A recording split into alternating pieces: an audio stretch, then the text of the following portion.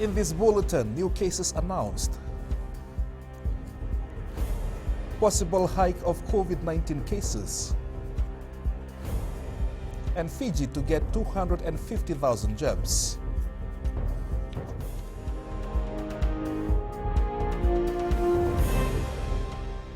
Yandavinaka, Fiji. The Ministry of Health has announced 5 new cases of COVID-19 as of yesterday.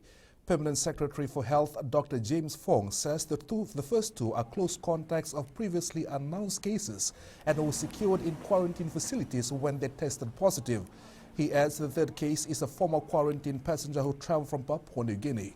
Fourth case is a 68-year-old male in Reki. He tested positive after presenting to the Reki Outpatients Department with cough and fever.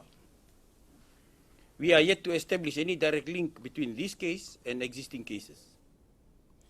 Fiji is at the early stages of experiencing a hike in positive case numbers.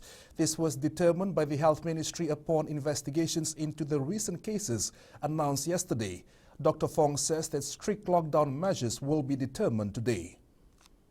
Cases and existing unknown point to the widespread transmission in the community, we believe can be an early part of a fast rising upward curve in case numbers.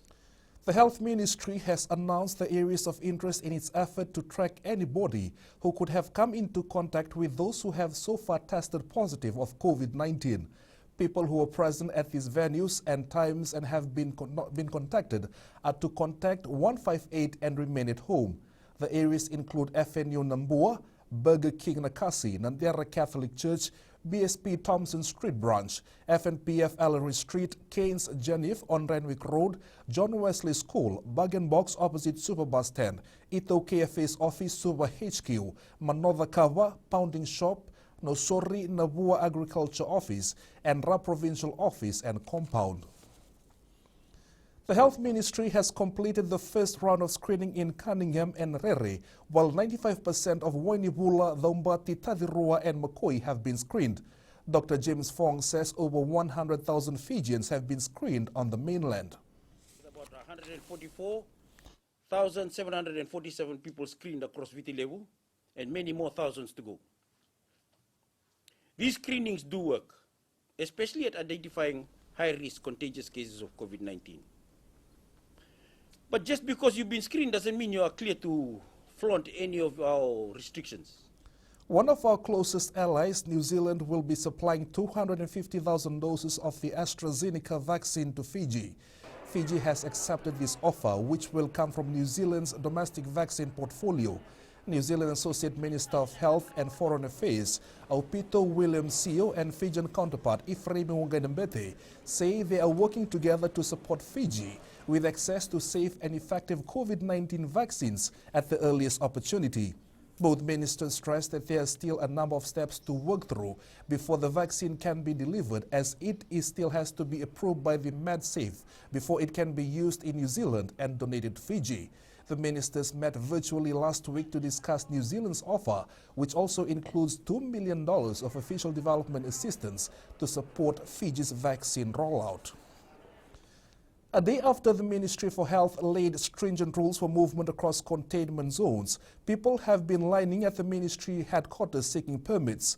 Authorities have made it clear that permits will only be given for funeral and medical emergencies.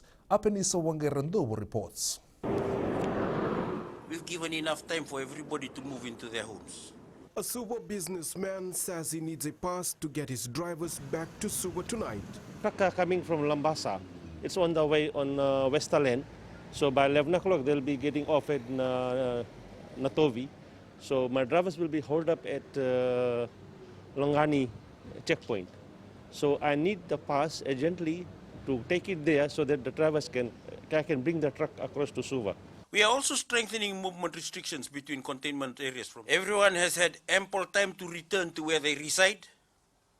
So we don't expect public vehicles such as taxis or buses to cross containment area borders. As of now, All passes to facilitate movement across containment zones will be issued at the Ministry of Health and Medical Services. Another claims his electrical business is part of essential services, hence he needs a pass. Actually, yesterday I was here from 10 o'clock and I've been waiting here from 10 o'clock till 8 p.m. And they have told us that they're having the meeting. Many of those lining up here are business people trying to keep their employees coming to work. Some already had a pass from police, but now they have to attain a new one following the announcement from the Health Ministry last night. Apinisonga Ndovu, FBC News. The suspension of face-to-face learning at tertiary institutions, which was initially for 3 days, will now last 2 weeks. Fiji Higher Education Commission Communication Officer Epiniri Rawalai says in order to continue teaching and learning, they are encouraging institutions to use online platforms. With the current safety measures in place, the Commission maintains that universities must consult the authorities on any decision taken. Students are not to be unfairly disadvantaged because of limited accessibility to online resources. The Commission is recommending higher education institutions across the country to arrange counseling or other support services. Of counseling or other support services that students may access via email, telephones, or virtually during this extraordinary time, so that they can address psychological related issues. We've had clients who are accessing our helpline to seek information and also to describe how the lockdown is impacting them right now. Rawalai says all tertiary institutions must have COVID-19 safe plans, which should now be activated in line with government directives. Up ahead, rugby star wishes Fijians well. And boxing program moved. Stay with us.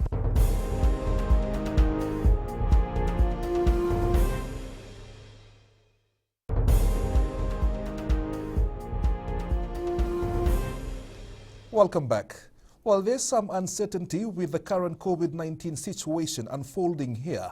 One of our stars flying the Fiji flag in Europe wants us to know we aren't alone in these challenging times. Flying Fijian center Waisiana Levu, in an exclusive interview with FBC Sports, sends his well wishes and is urging Fijians to stay safe. Aquila Dhama has more. To the people of Fiji, stay safe, stay healthy, and God bless. In a difficult time like this, family is what drives the 30-year-old Stade Francais star. Growing up in the village is not really easy thing. I've learned a lot, and moving overseas and looking back, and it gives me confidence and motivation to go and do what I do on and off the field. Naya Levu has been part of the French club since 2012, and in 2015 won the top 14 title, which he says is the best moment of his career. Aquila Dhama, FBC Sports. The South Pacific Boxing Promotion Program that was set to be held in May has been postponed. Boxing promoter Freddie Chand says due to the pandemic and restrictions in place, the committee has decided to call it off for the safety of the boxers. The event has been moved to July with a date still yet to be confirmed. We are urging all the boxers who have signed the contract. The program remains the same. The venue remains the same. All the boxers are requested to train on their own till we are given all clear by our government, our medical authorities. Concerns over the safety of the Olympics arises despite assurances from the Japanese government about efforts to control the pandemic. Games organizers have announced new requirements for athletes. This report from News Hub. In recent months, nationwide festivities like these have been meant to drum up excitement as the Summer Olympics approaches. But held under heavy anti-COVID measures, often with spectators banned, the events have served as a grim reminder of the risks facing Japan as it opens its doors to tens of thousands of global athletes and personnel, said political science professor Nancy Snow. It looks like this is really becoming cringeworthy, that whenever there is a ribbon cutting exercise or the announcement of the Olympic torch rally, there's always some setback, so that now with the torch rally, it's invisible. There are no cheering fans. Organizers are expected to announce daily testing for athletes who won't have to quarantine. Competitors will be confined to the Olympic Village, venues, and training areas. Support for the Olympics, even among Japanese sponsors, has plummeted, Snow said. Anticipation has been replaced by anxious resignation. Only about 1% of Japanese have been vaccinated so far, and under current plans, most will be unprotected when the Games begin in July. How would you describe Japan's vaccine rollout?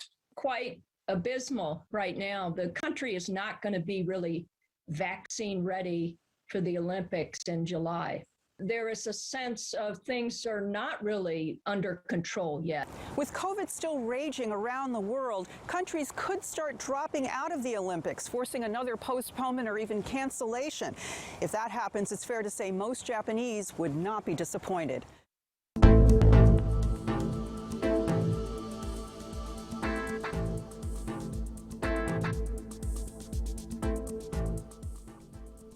Cloudy periods with some showers and few thunderstorms, moderate to fresh southeast winds.